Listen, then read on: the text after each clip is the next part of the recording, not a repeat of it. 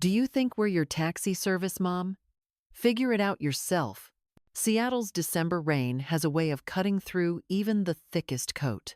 That afternoon, I stood on the curb outside Seattle International Airport, shivering under the dull gray sky, my small overnight bag digging into my shoulder. My body still felt fragile from the surgery, the kind where every step reminds you how close you came to not taking another one. I had texted Monica hours earlier, telling her what time my flight landed. The message I got back still burned in my mind. After everything I'd done for her, raising her children when she couldn't, draining my savings to keep her afloat, I thought the least she could do was drive 30 minutes to pick me up. But that day, I realized my role in her life had changed. I wasn't family, I was an inconvenience. So, I flagged down the first cab I saw, and in that simple choice, I set into motion a chain of events that would make my entire family regret every cold word they'd spoken to me. I wasn't always standing alone in the cold, holding the weight of my life in a single worn suitcase. There was a time when my days were crowded with voices calling my name, with footsteps in the hallway, with the smell of breakfast on the stove before the sun even had the chance to warm the morning air. My name is Elaine Carter. I am 67 years old, and I am a retired elementary school teacher from the suburbs of Portland, Oregon. For more than 3 decades, I shaped the early chapters of hundreds of children's lives, teaching them not only to read and write, but to imagine a world far bigger than the one they saw outside their bedroom windows. My late husband, Tom, used to say that I didn't just teach children, I collected them, and perhaps he was right, because my heart never had boundaries when it came to those who needed a place to rest. I still remember rainy afternoons when students would linger in my classroom long after the final bell, their small hands clutching crayon drawings they wanted me to keep, their eyes searching for a smile to take home with them. When Tom's heart failed without warning 15 years ago, the walls of our home seemed to expand with emptiness. The nights were the worst, the silence so heavy that even the ticking clock sounded like a reminder of how alone I was. I thought the quiet would consume me, but before it could, the front door opened one rainy afternoon, and in walked my daughter Monica with her 2 little ones, clinging to her legs, their faces streaked with tears. She was 30 at the time, newly divorced from her first husband, also named Jason, who had walked out without a backward glance. She was working part-time, struggling to balance bills and childcare, and I remember the way her voice trembled when she asked if she could stay for a little while. I didn't hesitate. I told her that home was still home, and that we would figure it out the way families do together. From that moment, my life was rearranged. I traded quiet mornings for the hum of cartoons in the background, the clatter of dishes during hurried breakfasts, and the inevitable pile of tiny socks on the laundry room floor. My retirement fund became our survival fund. I stretched my modest pension until it was paper thin, dipping into the savings Tom and I had built over decades to cover rent, groceries, school supplies, and later even taking out a small loan when Monica's old car broke down so she could keep her job. I learned to make every dollar bend without breaking, and on the nights when bills piled higher than hope, I would sit at the kitchen table long after everyone else was asleep, calculating, erasing, and recalculating, determined to make it work. For 7 long years, the walls of my house echoed with the sounds of my grandchildren growing scraped knees on the playground, bedtime giggles, whispered secrets under blankets. I was there for every fever, every missed homework deadline, every moment Monica was too tired or too busy to manage. I never counted the hours, never kept score. Love, to me, meant stepping in where you were needed and staying until the storm passed. There were Christmas mornings where I stayed up all night, wrapping gifts I'd bought with the last of my spare change, just to see their faces light up. There were school plays where I sat in the front row, camera in hand, clapping until my palms stung. Eventually, Monica found her footing again. She moved into a better job, climbed the corporate ladder, and met another man, Jason, her second Jason, a man as polished as the gold watch he wore, and as distant as the winter moon. At first, I was happy for her. She deserved a smile that reached her eyes again. But the air between us began to change, slowly, like the seasons shifting so subtly you don't realize summer is gone until you step outside and find frost on the windows. Jason's eyes slid past me in conversations, as though I were part of the furniture. Monica's words became clipped, filled with phrases about boundaries and self-reliance, things I had never heard from her lips before. Phone calls that once stretched late into the night dwindled into quick check-ins. Visits became fewer and farther between. Invitations to dinner were often met with last-minute cancellations. The kids had soccer, Jason had a work trip, Monica had deadlines. I tried to remind myself they were busy, that life naturally pulls families in different directions. But deep down, I felt the slow tightening of distance, the kind you can't bridge with a simple phone call. There were days when I would cook a full meal, setting the table for company that never arrived. And at the end of the night, I'd pack the food into containers for the freezer, telling myself that maybe next week would be different. Then came last November, when my doctor sat across from me with a file in his hands and a tone in his voice that left no room for denial. I needed surgery, the kind they explain in careful, deliberate words, pausing between each risk as if to let you imagine the worst. I listened, nodding, feeling the chill of the sterile room seep into my bones, and all I could think about was who would drive me home afterward. The nurse mentioned that someone would have to sign me out, that hospital policy required it, and I felt a flicker of relief because surely Monica would come. Surely my daughter, who had lived under my roof for nearly a decade, who had leaned on me through every storm, would be there. A week before the operation, I texted her. I told her the date, explained that the hospital required a family member to sign me out, and asked if she could pick me up. The reply came hours later, short and efficient. "We're swamped this week, Mom. I can't promise. Maybe ask a neighbor?" My throat tightened as I read it. A neighbor. After all the years I had been her safety net, she couldn't be mine for a single afternoon. Still, I held on to a thread of hope. After the surgery, my body weak and my mind fogged from the anesthesia, I sent another message. "I'm out of surgery. Can you come get me?" This time the reply came fast but colder. "Just call an Uber, Mom. We can't help." There was no apology, no softness, no sense that she understood what it felt like to stand alone when you were too fragile to stand at all. I stared at the screen, feeling the words cut deeper than the surgeon's scalpel. That was the moment something inside me shifted. I realized there is a chasm between being loved and being useful. And once your usefulness fades, some people are quick to set you adrift.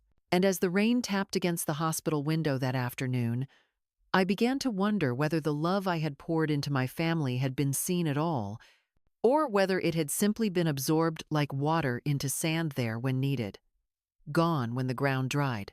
The rain outside the hospital was not the gentle kind that softened the edges of the day.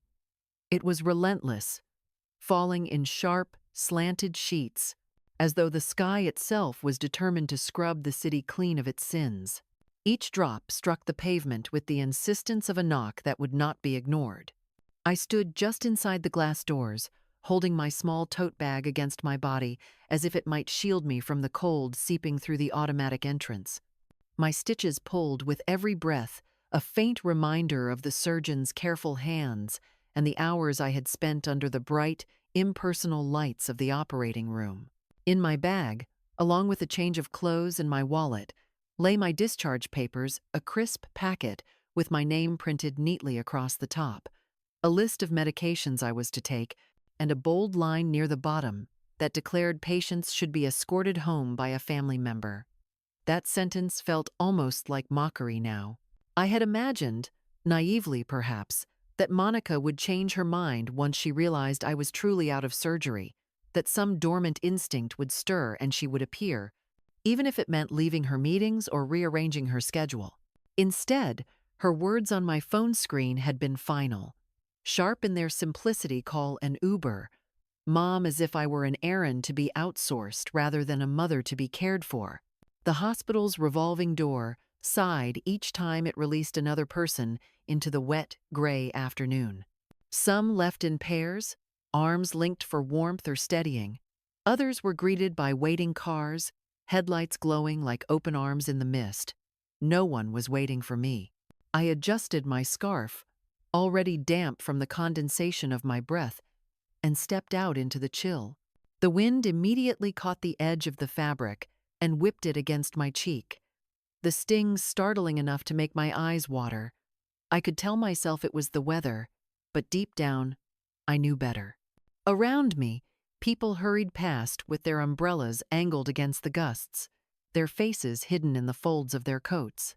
Not one pair of eyes lingered long enough to notice the unsteady way I moved, the careful placement of each step to avoid jarring my healing body.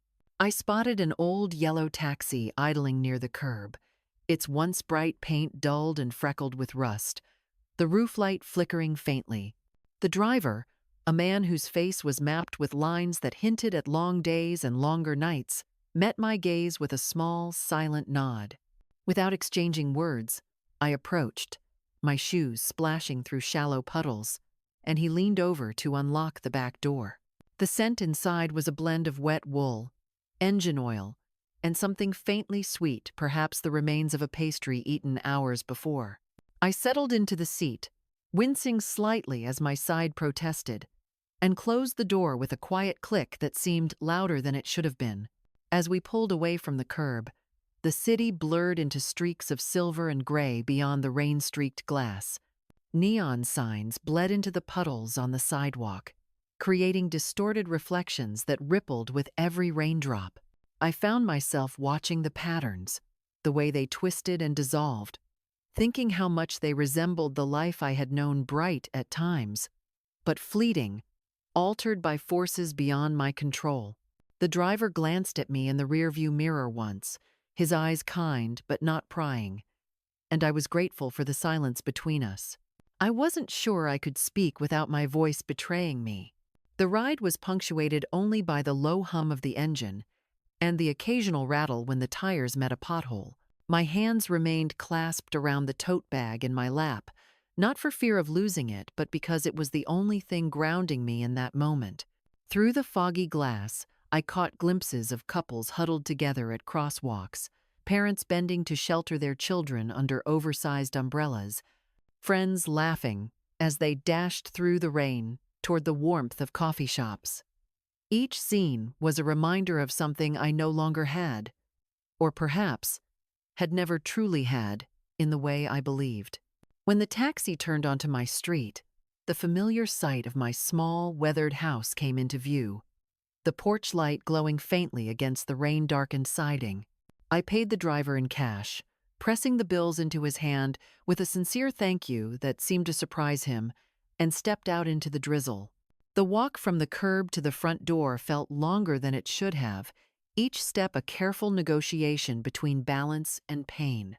Inside, the house greeted me with its usual stillness, not the peaceful kind, but the heavy, echoing quiet that settles in a place long untouched by laughter. I changed into my warmest flannel pajamas and settled into the armchair by the window, a cup of chamomile tea steaming gently in my hands. My fingers trembled, partly from the lingering anesthesia and partly from an unease I didn't want to name. The small table beside me held a neat stack of unopened mail, a few sympathy cards from neighbors who had heard about my surgery, and my old leather-bound planner.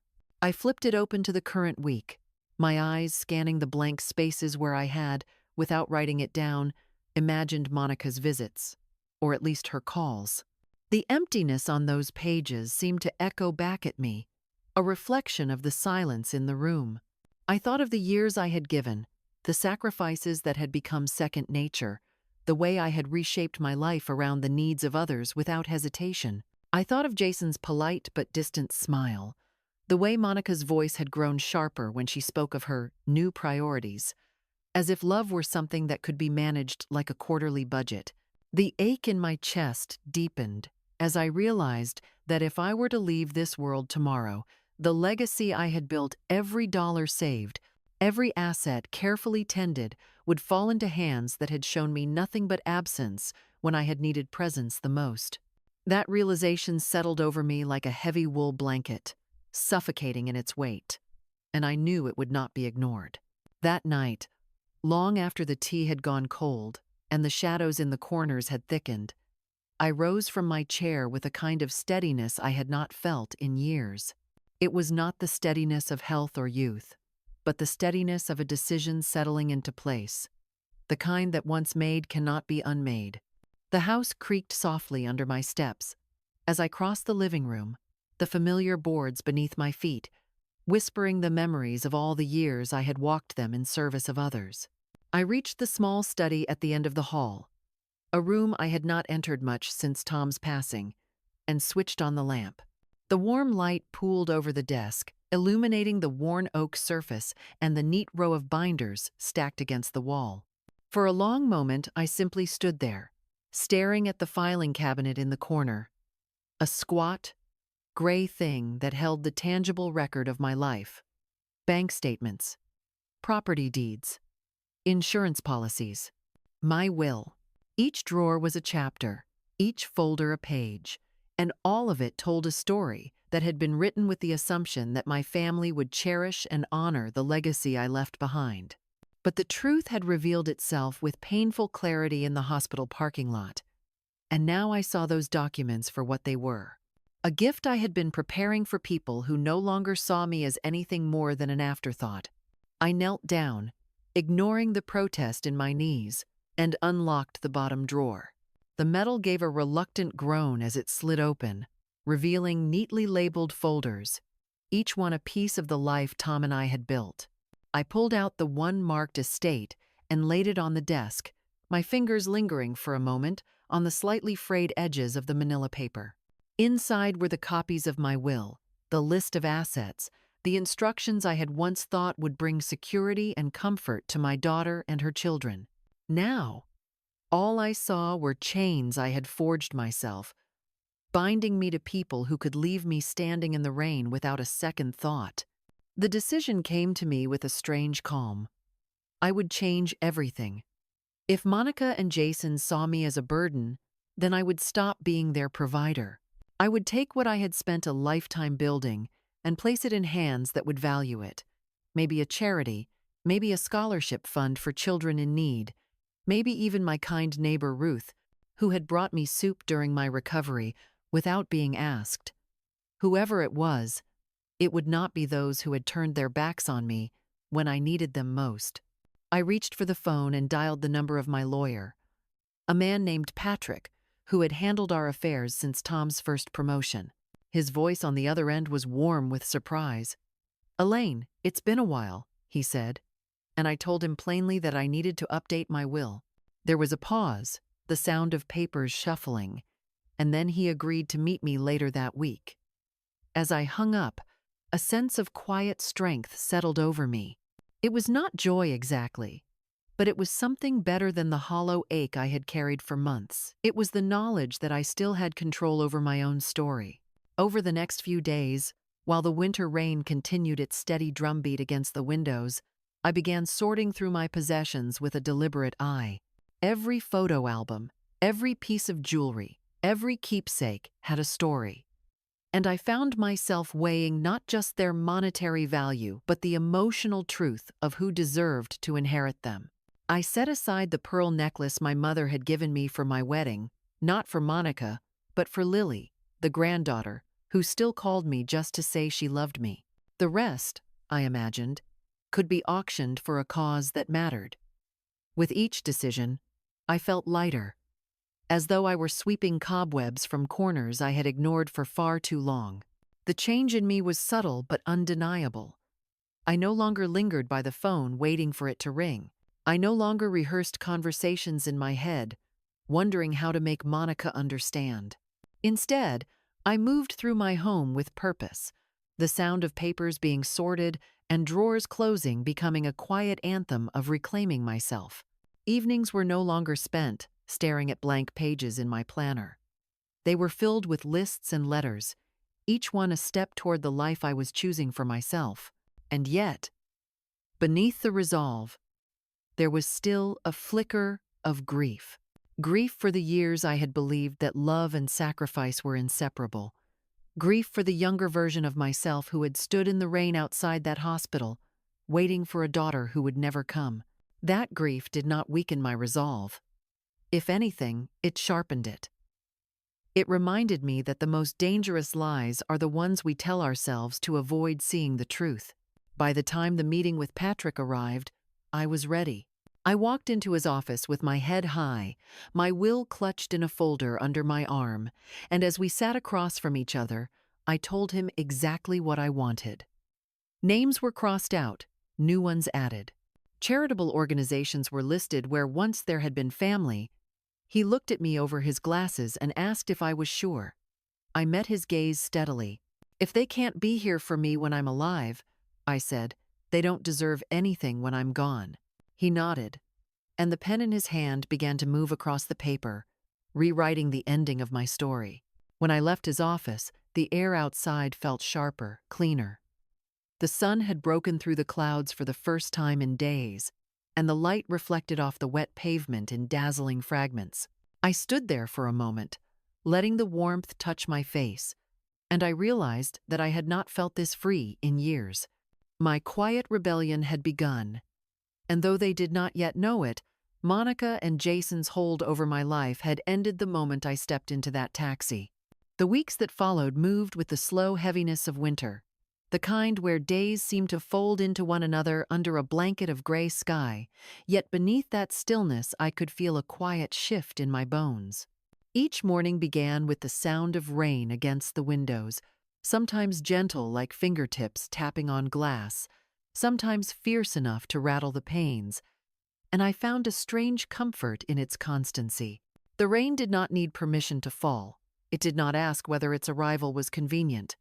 It came because it must, and perhaps I was beginning to understand that change should be the same.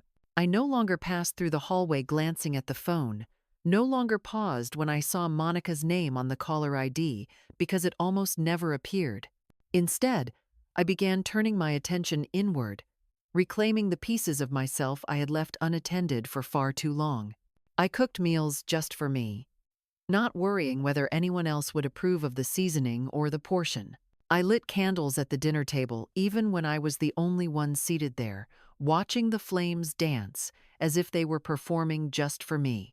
On Sunday afternoons, I pulled out Tom's old vinyl records and let the familiar melodies pour through the house, filling the empty rooms with echoes of a time when love had been simple and certain.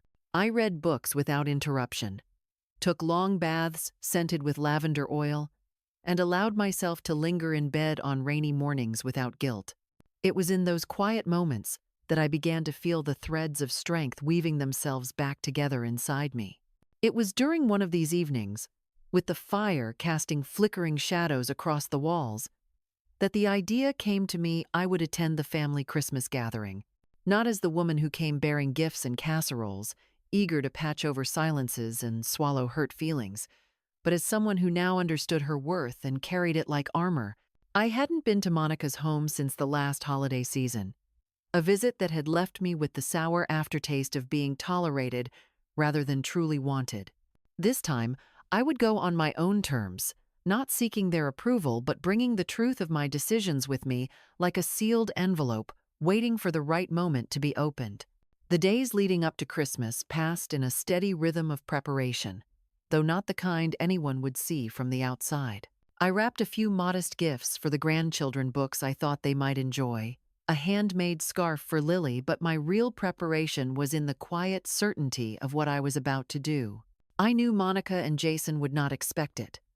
They believed, perhaps, that my life would continue to orbit around theirs, no matter how far they drifted. But they were about to learn that the center of my world had shifted, and it no longer revolved around people who could leave me standing alone in the rain. On Christmas Eve, I drove to Seattle under a sky streaked with the pale gold of a winter sunset, the heater in my car working steadily against the crisp air. The streets in Monica's neighborhood were lined with houses glowing with strings of colored lights, wreaths hanging on every door, and the occasional snowman standing sentinel in front yards. Her house came into view, its windows lit warmly, silhouettes moving inside. I parked at the curb, smoothed the front of my coat, and walked to the door with deliberate steps. The cold bit at my cheeks, but I kept my head high. When Monica opened the door, her expression flickered surprise, quickly replaced by a tighter, more guarded look. "You should have told us you were coming," she said, her tone polite but with an edge that could have cut glass. I met her gaze and smiled, a calm, measured smile that held more than it revealed. "I didn't want to inconvenience anyone," I replied, much like how I wasn't worth picking up from the airport. The words landed between us like a stone dropped into still water, sending ripples neither of us could ignore. Inside, the house was warm and fragrant with the scent of cinnamon and pine. Jason sat near the Christmas tree, a glass in his hand, his posture relaxed in the way of someone who believes they are in control of the evening. He greeted me with a nod that felt more like acknowledgement than welcome. I took my place in the living room, noting how the children's laughter drifted in from another room, bright and unburdened by the undercurrents flowing through the adults. Dinner was a careful dance of small talk and practiced civility. Monica asked about my health in the way one asks about the weather. Polite, brief, already moving on before the answer is complete. Jason spoke mostly about work, his voice carrying the subtle weight of self-importance. I listened, contributing just enough to keep the conversation from stalling, but all the while I felt the envelope in my bag, its presence like a steady heartbeat, reminding me of the moment to come. When the dishes had been cleared and the children had opened their presents, scattering wrapping paper across the floor, I reached into my bag and drew out the envelope. I handed it to Lily, who looked up at me with wide eyes. "This is for you," I said, my voice warm but steady. Monica's gaze sharpened instantly, her attention locking on the envelope, as Lily slid out its contents, the deed to my house and the documents granting her access to my bank account when the time came. The room stilled, the air thick, with a silence that seemed to press in from all sides. Monica's face drained of color, her lips parting as though to speak but finding no words. Jason leaned forward slightly, his eyes scanning the papers with a flicker of something that might have been disbelief or calculation. I kept my tone calm as I spoke. "You have always made me feel loved, Lily. I want you to have this someday, because love should be rewarded, not taken for granted." For a moment, no one moved. Then Lily smiled, a pure, unguarded smile, and whispered, "Thank you, Grandma." The sincerity in her voice was like sunlight breaking through cloud, and I felt a quiet satisfaction settle over me. This was not revenge, not in the way people imagine it, but it was the truth spoken aloud and written in ink, a truth they would carry long after the evening ended. Monica and Jason now understood that their absence had a cost, and I had no intention of softening that lesson. The silence after Lily's soft "thank you" stretched like a taut wire, thin and sharp enough to cut if touched. The Christmas tree lights blinked steadily, casting small pools of gold and green on the floor, while the scent of cinnamon from the kitchen seemed almost at odds with the heaviness in the air. Monica sat rigid in her chair, the color drained from her face, her fingers clasped tightly together in her lap, as though holding herself from unraveling. Jason leaned back slowly, the crisp papers still in his hand, his gaze fixed on me with an unreadable mixture of curiosity and calculation. I could almost hear the hum of their thoughts, the low grinding of gears as they tried to fit this unexpected piece into the tidy puzzle of how they thought my life would end, and theirs by extension would benefit. "You're giving her the house?" Monica's voice finally broke the stillness, quieter than I expected, as if she was speaking from somewhere deep inside herself, rather than the woman sitting across from me. I met her eyes, holding them without flinching, and let my answer come slowly, each word deliberate. "Yes, and more than that. I'm giving her the security I once believed I was building for you. But things have changed. I did not soften the statement with a smile or apology. I wanted the truth to land exactly as it should, heavy, undeniable, and impossible to misinterpret. Her mouth tightened, her tone sharpening like the edge of a blade. "So this is about punishing me?" I placed my teacup gently on its saucer, the small click loud in the otherwise still room, and shook my head. "No, Monica, this is not about punishment.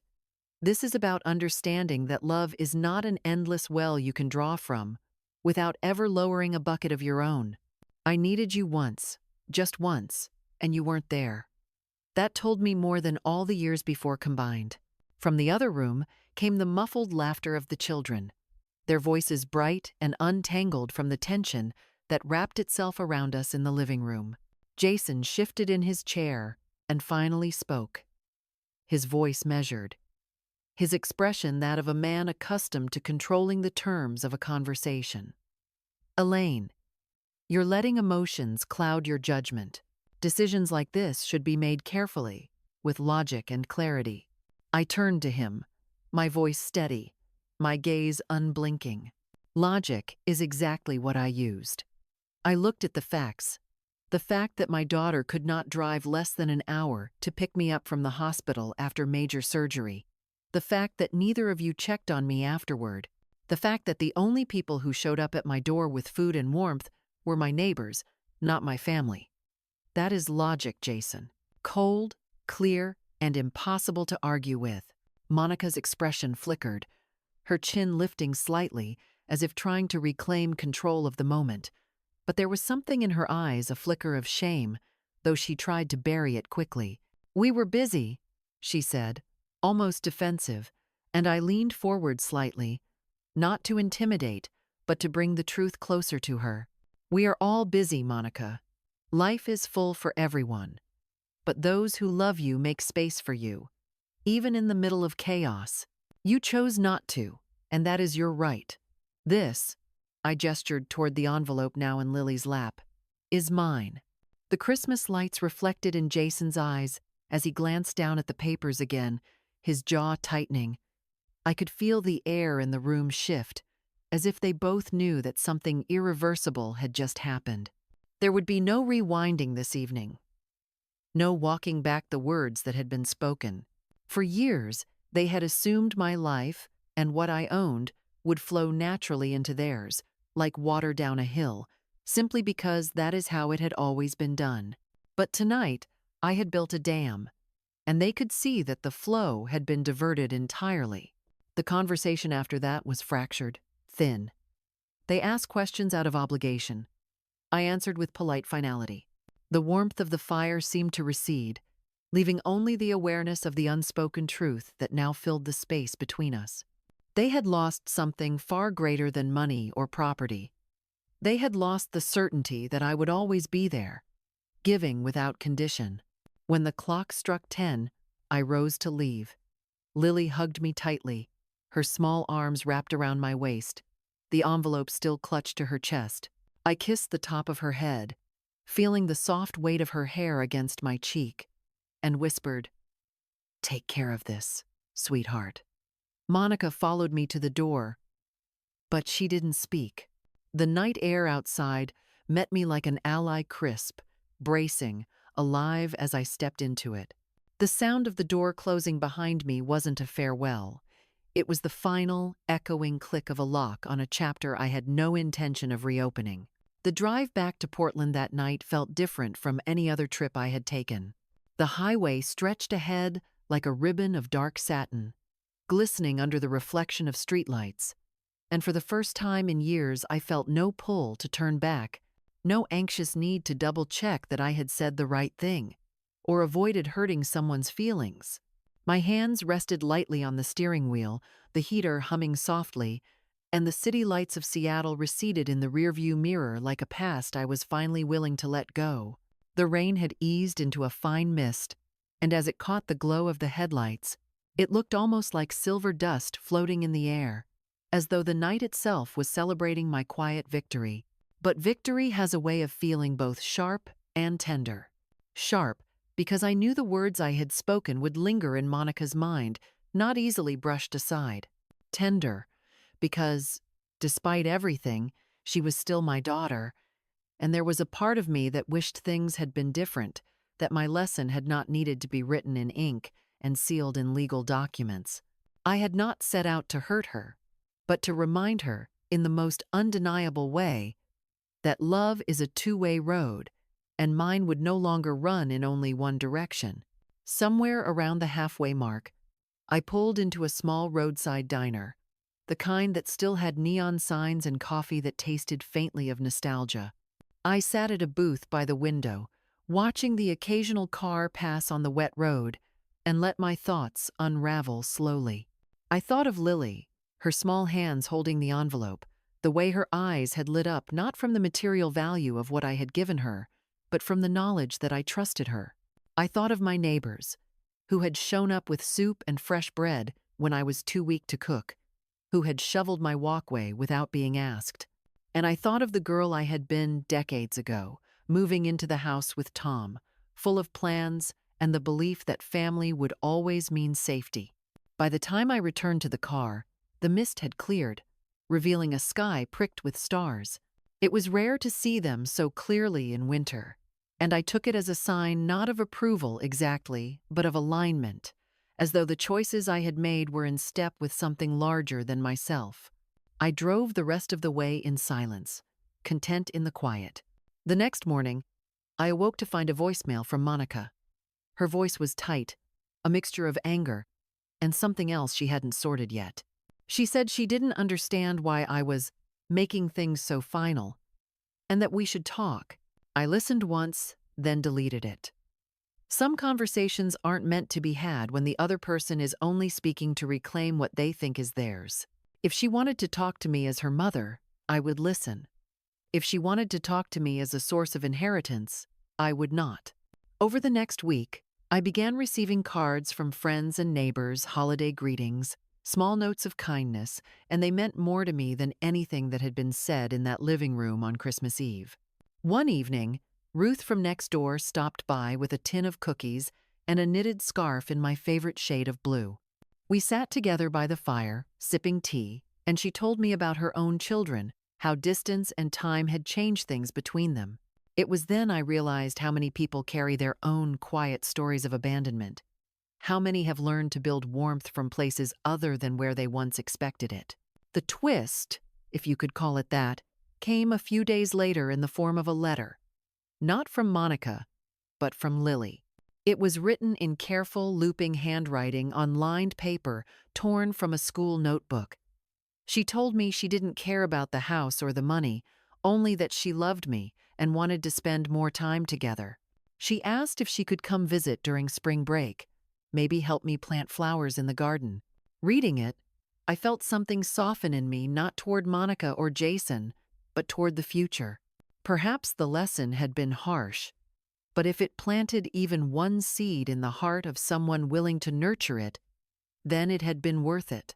I placed Lily's letter on the mantel, beside a framed photograph of Tom and me on our wedding day, and I made myself a promise. The rest of my life would be lived with intention, surrounded by those who showed up not out of obligation, but out of genuine care. I would spend my days traveling if I wished, learning new things, laughing with friends, and saying no without guilt.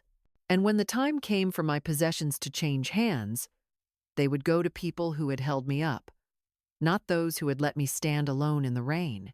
That was the true high point of it all, not the sting of delivering a shock to those who had taken me for granted, but the deep, steady peace that followed, knowing I had chosen myself without apology. And as winter edged slowly towards spring, I felt, for the first time in years, that my life belonged entirely to me. The first morning of the new year greeted me with a pale gold light spilling through the curtains, softer than any I had seen in months. It carried the quiet promise of beginnings, the kind that arrive without fanfare but settle into you like a deep breath you didn't realize you had been holding. I lay there for a long while, listening to the muted hum of the neighborhood, the faint bark of a dog, the distant crunch of tires over frost-tipped roads, and I felt an unfamiliar stillness inside me.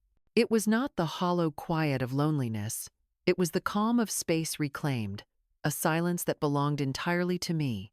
After breakfast, I pulled out the suitcase I hadn't used in years and began to pack, not for an obligation, but for a choice entirely my own. A week earlier, I had booked a stay at a resort in Arizona, a place where the winter sun was said to warm your skin like a gentle hand, and where the nights opened up to skies filled with stars.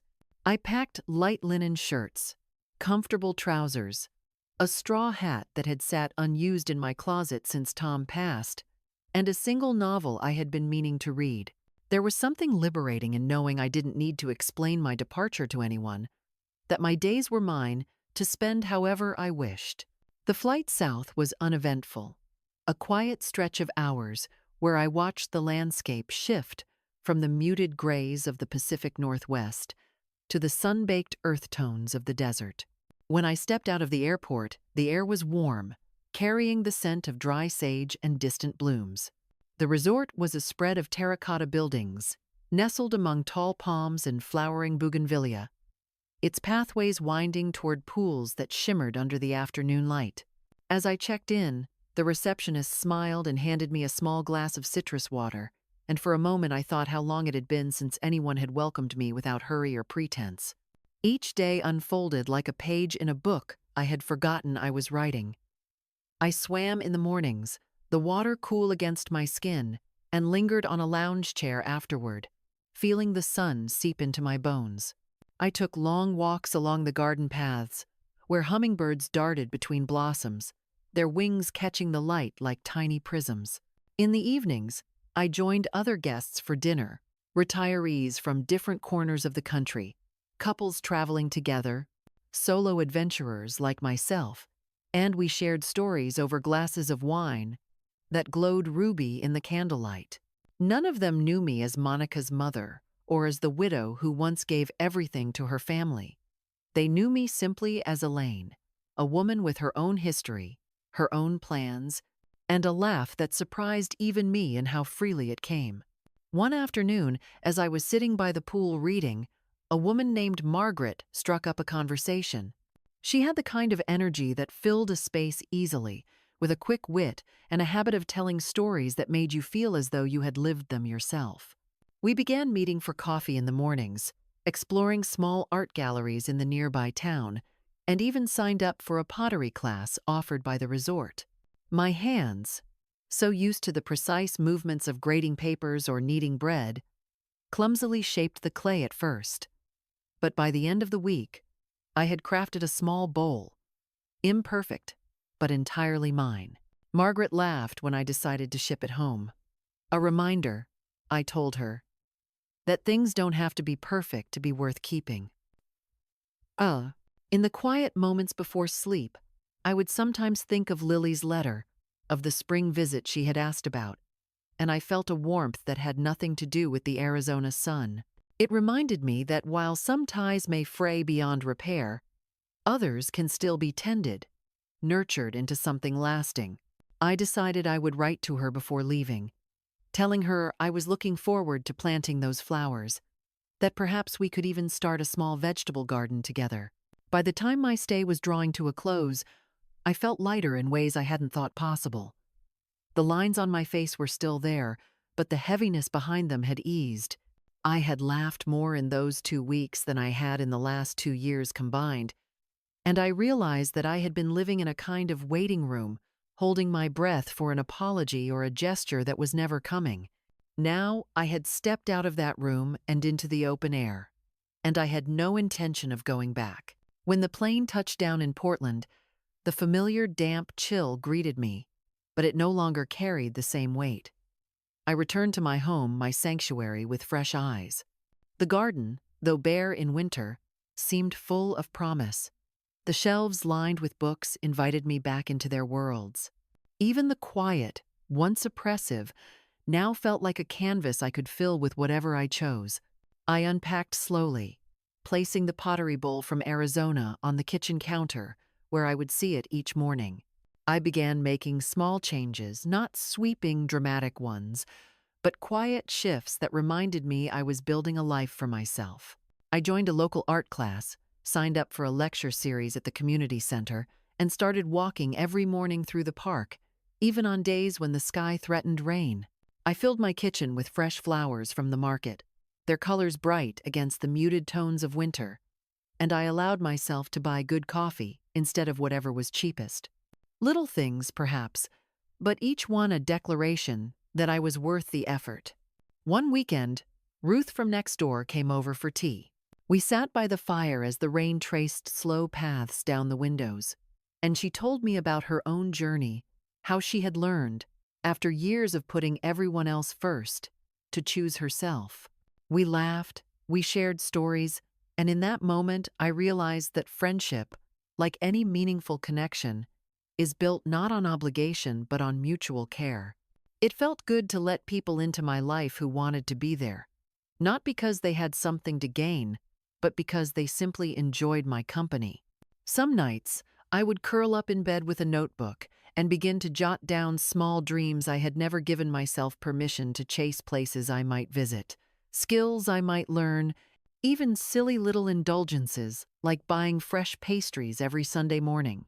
I didn't know how many years I had ahead of me, but I knew I wanted each one to be filled with things that brought me joy, not just things that kept me busy. That evening, as I sat by the window with my tea, the rain began again, tapping gently against the glass. It no longer sounded like loneliness, it sounded like freedom, like the steady rhythm of a life no longer lived in the shadow of someone else's needs. I thought of the road ahead, of trips I might take, of friends I had yet to meet, of quiet mornings and bold choices, and I smiled. For the first time in decades, my life felt entirely my own. Looking back now, I realized the surgery, the cold rain outside the airport, even the sting of Monica's words. They were all turning points disguised as pain. For so many years, I believed that love was measured in sacrifice, that the more you gave, the more it proved your worth. I had worn myself thin under that belief, pouring from my cup until it was empty, and then wondering why I felt so unseen. But the truth is, love is not about emptying yourself for others. It's about holding space for both giving and receiving, about recognizing when the scales have tipped so far that your kindness has been mistaken for obligation. I learned that self-respect is not selfishness. Choosing to protect my peace, my health, and my future was not a betrayal of my family, it was an act of loyalty to myself. And in doing so, I found that the people who truly cared stepped closer, while those who only valued what I could give drifted away on their own. That clarity was worth more than any apology I could have chased. If you've ever stood in the rain waiting for someone who never came, if you've ever felt the quiet ache of realizing you were alone in a moment when you needed company the most, please know this: you are not unworthy, and you are not invisible. The absence of care from others does not diminish your value. It only means it's time to give that care to yourself. Today, I fill my days with the things that make me feel alive: a good book, a long walk, laughter with friends, new adventures I once thought were behind me. I've learned that when you stop measuring your worth by how much you give away, you start living a life that feels truly yours. And to you, watching and listening to my story, if it's touched something in your heart, I hope you'll stay. Subscribe, share, and join this space where we honor stories like mine, where no one has to feel they are alone in their hurt or their healing.